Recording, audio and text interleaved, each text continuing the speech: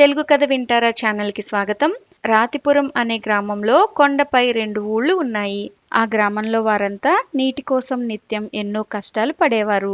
పక్క కొండపై ఉన్న ఊట నుంచి నీటిని తెచ్చుకోవడానికి తీవ్రంగా శ్రమించేవారు. ఈ సమస్యకు శాశ్వత పరిష్కారం కోసం ఒకరోజు 2 ఊళ్ళ వారు సమావేశం పెట్టుకున్నారు. పక్క కొండ నుంచి పైపు ఏర్పాటు చేసుకుంటే ఈ సమస్య పరిష్కారం అవుతుందని ఒక ఊరు వారు చెప్పగా, రెండో ఊరి వాళ్ళు దానిని వ్యతిరేకించారు. పైపు వేయడం చాలా కష్టమైన పని, పైగా చాలా సమయం, డబ్బు, శ్రమ వృధా అవుతుందని వారు అంగీకరించలేదు.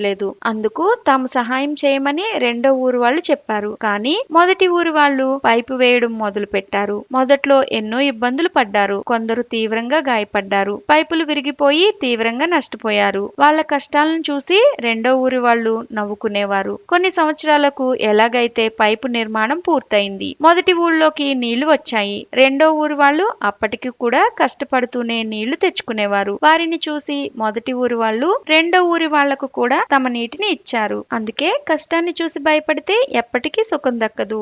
ఇలాంటి మరెన్నో కథలు వినాలనుకుంటే తెలుగు కథ వింటారా ఛానల్ ని సబ్స్క్రైబ్ చేసుకోండి. మరొక మంచి కథతో మళ్ళీ కలుద్దాం.